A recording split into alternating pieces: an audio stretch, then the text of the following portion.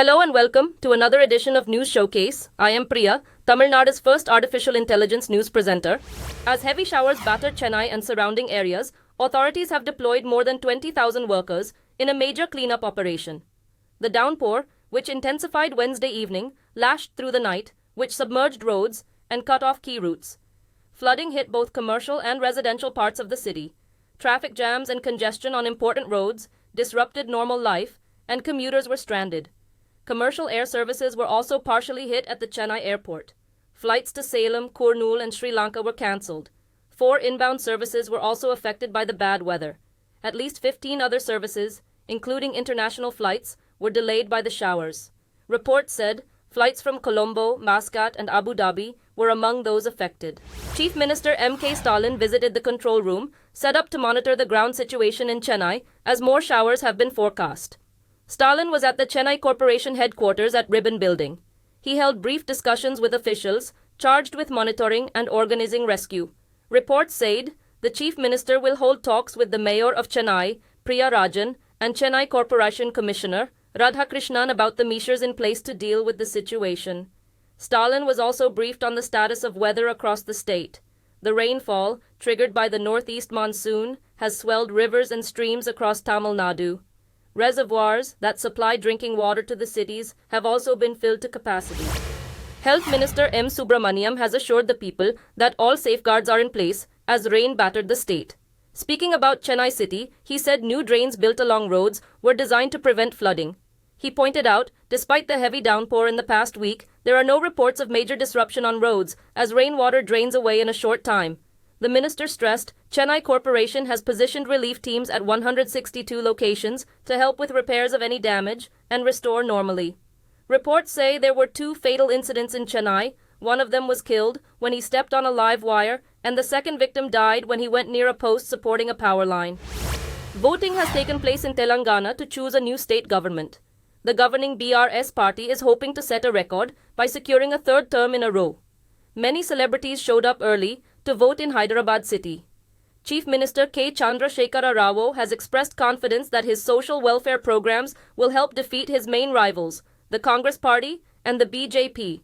The Congress Party has said it has closed the gap with the BRS in terms of voter support, and Prime Minister Narendra Modi of the BJP has appealed to voters to turn out in large numbers, hoping that more votes will be an advantage for his party. Results of the election will be announced on December 3rd.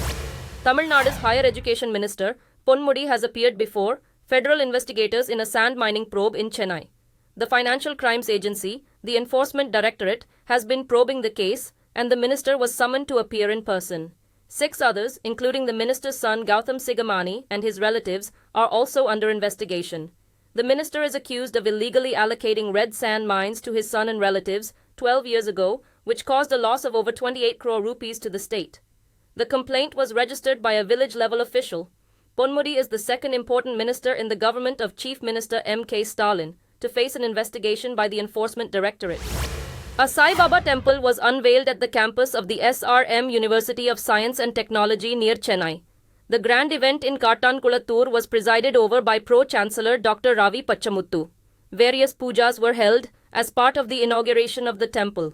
Reports said there will be a consecration ceremony and the statue of Sai Baba will also be unveiled.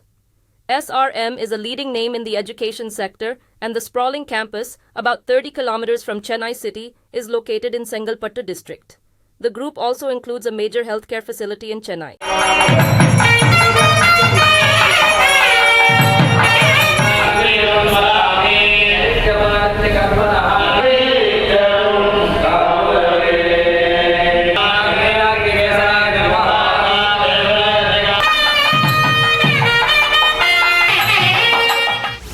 Police were called to a school in Tamil Nadu after students who were drunk unleashed violence inside a classroom. The incident was reported at a state-run higher secondary school in Birangiyur in the southern Viluppuram district.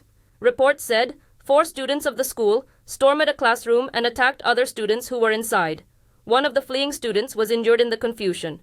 Reports said the school's headmaster called the police, and the students were quickly subdued and arrested. They were later taken to the police station for an inquiry. Alcohol-induced violence is rare in schools, but the incident has caused outrage and concern in the student community and among parents. Sri Lankan lawmaker Vigneswaran has said he did not know if the woman who appeared in a video is the daughter of slain Tamil rebel leader Velupillai Prabhakaran.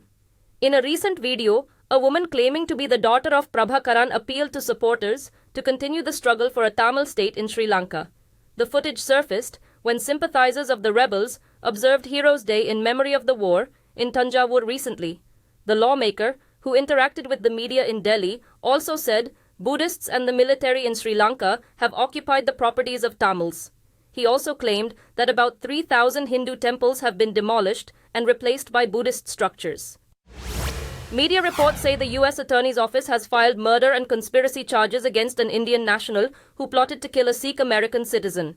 Reports said Nikhil Gupta tried to hire a hitman to assassinate Gurpatwant Singh Panan, a dual U.S.-Canadian citizen and a member of a U.S.-based Sikh activist group. Western media reports that Gupta contacted a hitman who was actually a U.S. federal agent and offered $100,000 for the kill. The same report said Gupta is currently in jail in the Czech Republic and faces extradition. Last week, U.S. authorities said police broke up the plot in New York and Indian authorities have been informed about it. India has said it takes such inputs seriously. NASA's top official, who is on a week-long visit to India, met with the first Indian to fly to space during an interaction in Bengaluru. Bill Nelson said the story of Rakesh Sharma lit up the room. He also expressed delight at meeting students at the Indian Space Research Organization. Sharma flew into outer space on April 2, 1984, aboard the Soviet rocket Soyuz T-11, launched from Baikonur Cosmodrome in the Kazakh Soviet Socialist Republic. Bill Nelson praised India as a leader in space and said he was looking forward to a productive visit. NASA will also train an Indian astronaut to fly to the International Space Station at the end of next year for a 2-week scientific mission. Former U.S. Secretary of State Henry Kissinger has died at the age of 100 at his home in Connecticut. A statement from Kissinger Associates did not give the cause of death. Kissinger served as America's top diplomat and national security advisor during the administrations of President Nixon and Ford in a career that spanned generations. He energetically pursued the policy of détente, which thawed relations with the Soviet Union and China. In China, he was highly regarded, and news of his death immediately triggered massive reactions among Chinese people. He was accused of tacit support for the bloody coup that overturned a leftist government in Chile. Kissinger was awarded the Nobel Peace Prize, and he was also roundly condemned as a war criminal. The Israeli military has said the 6-day truce in Gaza will continue amid mediators' efforts to continue the process of releasing hostages. 10 more Israeli hostages and 4 Thai citizens got back to Israeli territory after the group's release from Gaza. Israel earlier said 2 Russian Israeli women were also back in Israel after their release on Wednesday. Israel also said it has freed about 30 more Palestinian prisoners. It was the 6th day of truce, and talks are underway to extend it before it expires. The ceasefire, mediated by Qatar, has been extended twice so far. The deal to swap Israeli hostages for Palestinian prisoners has paused fighting and allowed fuel and essential supplies into Gaza Strip. Billionaire Elon Musk has told advertisers who fled his social media platform X in protest that they should not think they could blackmail him. U.S. companies Walt Disney, Warner Bros. Discovery, and NBC Universal's parent Comcast suspended their ads on X after a wave of anti-Semitism on the social media platform. Musk repeatedly used strong offensive language at these companies in a New York Times DealBook Summit interview. Musk has faced a torrent of criticism since mid-November when he agreed with a user who claimed Jewish people were stoking hatred against white people. Musk's support for the comment drew criticism from the White House as well. Musk has since apologized and denied his X platform-backed anti-Jewish sentiments. Reports say Rahul Dravid will remain India's head coach in all formats after accepting a contract extension from the Board of Control for Cricket in India. The 50-year-old former batsman was first appointed in November 2021. The duration of Dravid's contract extension has not been confirmed. He is expected to remain in charge until at least the T20 World Cup in June 2024. Dravid appeared in 164 tests for India as a player, scoring 13,288 runs, the 4th highest of all time. Under his guidance as coach, India have become the number 1 ranked team in tests, one-day internationals, and T20s, but have not won an International Cricket Council World Trophy since 2011. India are currently playing a 5-match T20 series against Australia. A rare Sumatran rhino has been born at a sanctuary in Indonesia. The calf, which has not yet been named, weighed 25 kilograms. Sumatran rhinos are the smallest of all rhinos and are classed as critically endangered. Global conservation charity WWF said, "Successful births are to be celebrated as there are only around 40 of the animals left in the world on the Indonesian islands of Sumatra and Borneo. They used to be found in Bhutan, India, Myanmar, Thailand, and possibly further afield." The other critically endangered rhinos are black and Javan. There is just one of them left on the island of Java, and it has been declared extinct in Vietnam. Thank you for watching. I am Priya, Tamil Nadu's first artificial intelligence news presenter. Do tune in, same time tomorrow, for a roundup of the latest news and updates in India and around the world.